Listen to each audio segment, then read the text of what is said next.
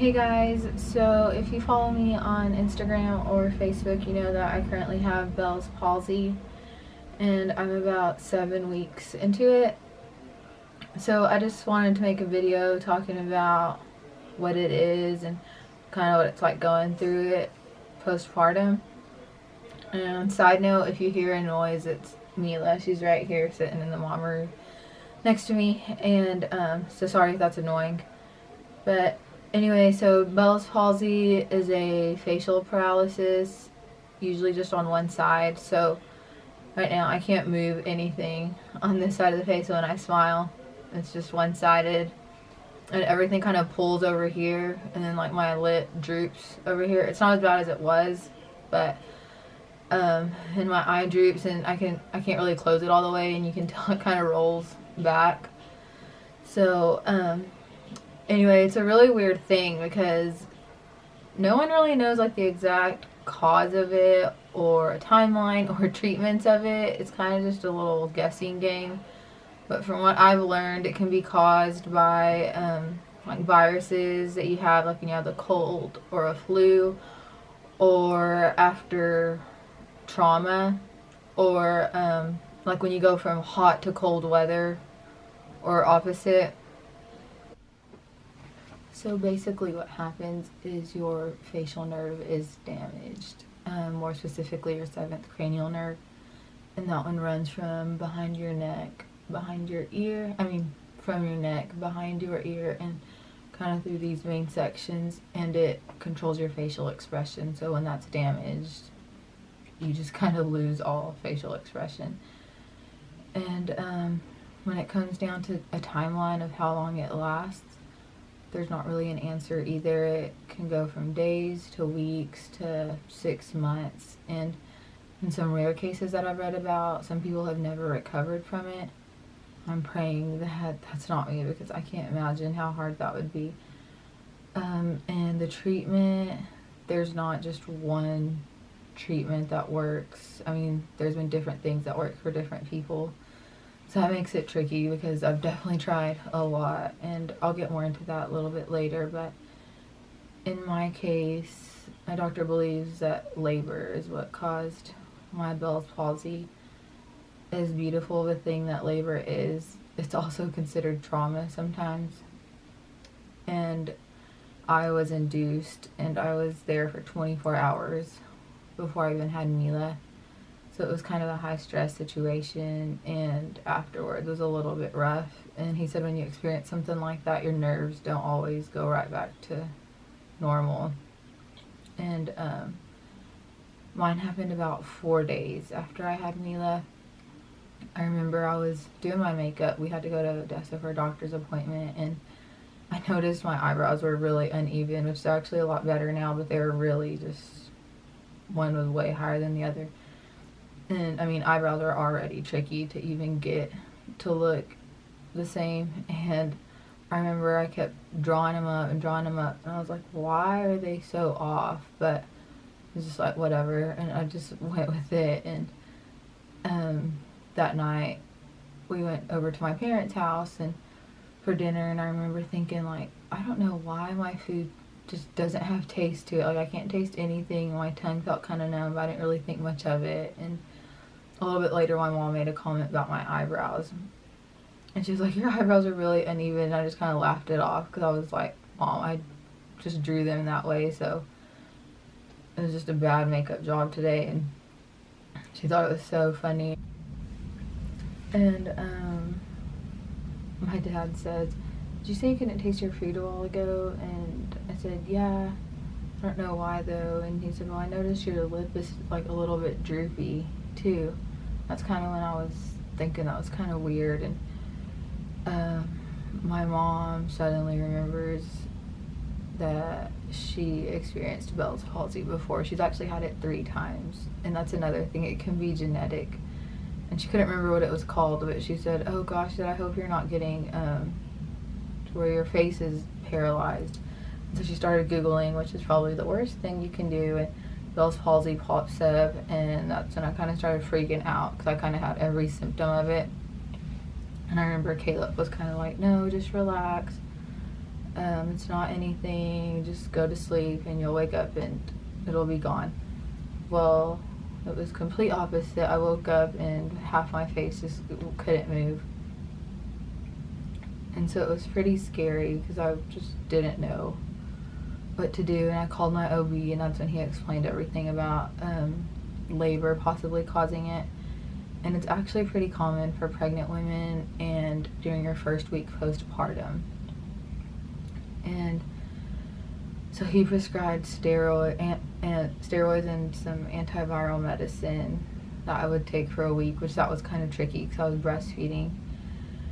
But it was still safe. But as a new mom, just everything made me nervous. And that week came and went, and it was still here. And that weekend was Thanksgiving, and that's whenever I saw Caleb's uncle, and he told me he had it last year. He got it after coming back from a trip, and he had it for 3 to 4 weeks, and I remember at that time that seemed eternal. And here I am 7 weeks into it, and it's still here. So from day one to now, I have done several different treatments trying to get rid of it, and that's just definitely been a guessing game. I've just done things that people have suggested, or things that they've heard from people that have had it before. And that's what's really weird. It's a rare thing because I'd never heard of it before, but once you get it and you start talking to people, it actually is more common than you would think, because everybody that I've talked to either knows somebody that had it or they've experienced it themselves, which is nice because it makes you feel better about it. And anyway, so the first thing I tried was, well, obviously the steroids and the antiviral, but that didn't do much. And I had a friend message me that their daughter did chiropractic treatments. So I did that first, and I did that 4 times. And basically they realign your neck, your shoulders, and a few things like in your face, and then they do a laser treatment that's like right up on the nerve. And I would actually say that that's probably what's helped the most. Each time that I've gone, I always see improvement. I've also done 2 sessions of acupuncture, which that was pretty neat to just try that. And I've done a few facial massages by a professional. I try to massage my face every night, but obviously it's not the same. I take B12 vitamins every day, and I recently tried a few essential oils. And today I got castor oil that an Instagram friend said was very helpful to her. So I'm excited to try that tonight. And I also have to patch up my eye every night because since it doesn't close all the way and it kind of just rolls back, you can get an infection from it drying up. So you kind of have to keep it patched up at nighttime or else it won't stay shut. And I actually found these little fun patches. So if any of you know somebody that has Bell's palsy or you have it, these are awesome. My mom actually gave them to me in my stocking, and they're called ortho pads, and you can get them on Amazon. I think it's like $20 for a box of 50, but at first I was just doing a gauze pad with medical tape, and now these just stay on and they're a lot easier and they're cute. So anyway, I guess that's about all that I've done treatment wise, and I'm sure I'll keep trying other things. As far as the pain goes, it only really hurt the first 2 weeks, and that was because it hurt from behind my ear, like from my neck up to my ear. It was just like a throbbing pain, and it was weird because it would only happen at nighttime, which kind of sucked because I was already up late feeding Mila every couple of hours and not really getting much sleep as a new mom. And with that pain, it kind of made it way difficult to get any sleep. But that only lasted probably a week, and it was also like my face was very sore, like very tender to the touch, like just barely touching it was painful. And even just like doing my makeup with the beauty blender, like a soft sponge, hurt, which luckily at the time I wasn't going anywhere, so I didn't really need to do my makeup. And now it doesn't really hurt at all. It's a little sore sometimes, but really the most annoying part is just my eye. It's really uncomfortable that when it's just rolling back when you're talking to people, or just when it gets really dry and red, especially when it's windy outside. I've been trying to keep it patched up even during the day sometimes, but that's really about it. To me, from my experience, I would say Bell's palsy is definitely more damaging emotionally than physically, because the physical pain only lasts about a week or two, and it's kind of more the emotional pain that lingers. I think especially because of the timing for me. As a new mom, you're already super emotional, and those first few weeks are really difficult. You're trying to adjust to a new schedule and being a mom and doing all the right things, and you're not really getting a whole lot of sleep, so you're just exhausted, and dealing with this just made it 10 times harder.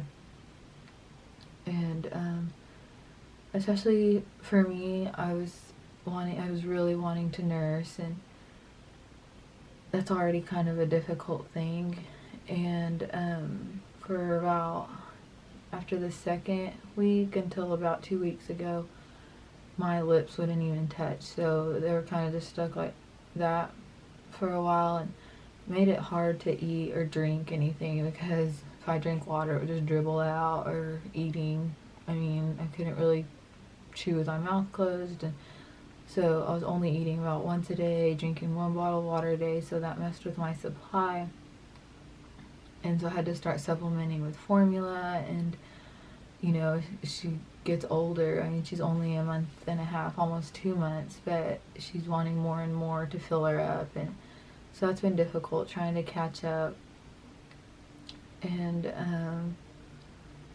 it was also difficult because my chiropractor told me that when you're breastfeeding, you have so many hormones going through your body that that's almost working against your recovery of Bell's palsy. So it's hard because you want the best for your baby, but at the same time you want to recover as well. So that's just been a struggle trying to figure that out. And it's also just been hard because it's been such a happy time in our lives. I mean, I'm so excited to be a mom, and I just am crazy about Mila, and I just wanted everyone to come meet her. I was so excited for my friends or family to come over, but at the same time it was bittersweet because I was just kind of embarrassed of how funny I looked, or just talking to people, because I could feel like my eye twitching or my eye rolling back, and it's pretty debilitating because you just don't really want to go anywhere. You don't want to go out in public and get funny looks. And it also happened around Christmas time and Thanksgiving, and so many parties and get-togethers, and I remember just being so embarrassed to go to Caleb's family's for Thanksgiving because I didn't want to eat in front of people and stuff fall out of my mouth, or go to his Christmas party and meet people I've never met before. And I just now went to the grocery store today for the first time in public, and I'm aware that it's not all about the outside, and it's more important what's on the inside, and that should always be prettier. But regardless, you can't help but to feel funny. And Caleb laughs because now every time we see someone that I haven't seen in a while, or just someone new, the first thing I say is, just so you know, I have Bell's palsy. It makes me feel more comfortable. I think the hardest part of it all, though, for me has been just that your smile is taken away, and you don't really realize how much that affects your everyday life. Even now, I just look like I'm down all the time, or I'm mad. I can't smile at anybody, and I just hate that. In junior high, people called me Smiley, and I've always been told about I had an infectious smile, and I hate that I haven't been able to smile at anybody for 2 months, especially my new baby girl. I hate that I can't smile at her or laugh at her. Just in pictures, our first Christmas, our first Thanksgiving, I still took pictures, but I know looking back, I'll always just have this funny face. I've definitely had my dark moments where I feel like I'm never going to recover and I'm going to be stuck like this forever. But it's always good to have a good support system, and Caleb's been really sweet about it. So anytime I get really down about it and kind of have my moments where I just break down, he's always there to lift me back up and just remind me that this is temporary and it'll pass. I just have to be patient and just kind of let it go. And you know, I kind of have lately, I guess, just kind of let it become my new normal, and I try not to think about it as much and just try to see the positives in it. But some of them have been the fact that it kind of caused me just to slow down, and since I didn't want to go anywhere or do anything, I really was able to enjoy my time at home with Mila and just, you know, lounging around and watching Christmas movies or just relaxing and hanging out with her, hanging out with Caleb and my family and his family, and I guess that part's been nice. And even though I haven't been able to blog, that's another thing that just really got me down. Was I do love like posting on my blog and just sharing a little bit of my life with you, and I've basically stayed away from the camera for the last couple of months. I've still tried to be a little bit active on Instagram, and through that, on some of the pictures that I've talked about Bell's palsy, I've gotten messages from people saying that they love that I'm talking about it or trying to be positive about it. And I know for me, when I see other people that have had it or are going through it right now, it really helps because it makes me feel not as alone. And I've actually gained an Instagram friend that is basically going through the exact same thing as me right now. She had a baby exactly a week before me, and so we're always messaging and kind of asking each other about our progress, and that just really makes me feel a lot better knowing that someone else out there is experiencing this. And it's also been fun trying to find new content for my blogs, because since I'm not really on this side of the camera as much anymore, at least for right now, I've been trying to come up with other things, and it's been fun focusing on Mila and trying to think of baby content or mom content to post, which I'll be doing soon. And also I'm really nervous about posting this video because it's the first time that I've been on this side of the lens in a while and really showed my face. So if I'm really fidgety, don't judge. But anyway, that's all I've really got to say now, and I hope that the next time I do an update video on Bell's palsy that I'm almost fully recovered, if not fully recovered. And if you know anybody that's going through this right now or has gone through it and you have any advice, remedies, tips, please send them my way. At this point, I'll basically try anything.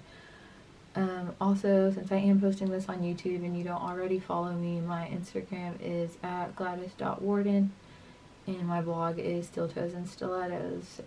Thank you for watching. Side note to whoever decided to call this condition Bell's palsy, that was a cruel joke. Just kind of a funny story. Whenever I was going through those weeks where my lips wouldn't close, it was really difficult trying to make appointments for acupuncture, chiropractors, and kind of telling them what you had, because you couldn't put your lips together to make a B or a P sound. So I was just saying, I have palsy, and they had no idea what I was saying. And I was trying to make appointments for Mila's doctor's appointments. I couldn't give her name because I couldn't say, or I couldn't say an M sound. So finally I had to get Caleb to make appointments for me, or my mom to do it. And so it was just kind of a funny story. It's just ironic that Bell's palsy, it starts with a B and a P, when that's kind of difficult to say when you do have it. But anyway, I just thought I'd share that.